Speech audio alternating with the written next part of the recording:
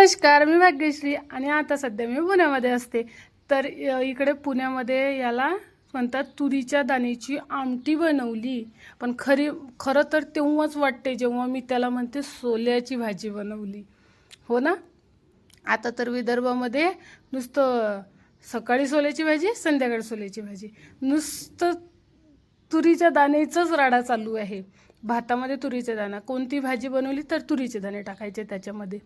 पण म्हटलं या वर्षीची तुरीच्या दाण्याची सोल्याची भाजीसुद्धा आपण बनवून बघावं. तर मला मिळाल्या होत्या शेंगा आणि छान होते, एक पण किडलेले दाणा वगैरे नव्हता त्याच्यामध्ये. म्हणून मग मी घेऊन आली मस्त अशी सोल्याची भाजी आणि भात. त्यांचं जेवण झालं, मी भाकरी करत होती तर मला भूक लागली होती जोराची, म्हणून म्हटलं आधी पेटपूजा, मग भांडे वगैरे घासून मग काम करू. चला तर या मग सोल्याची भाजी खायला.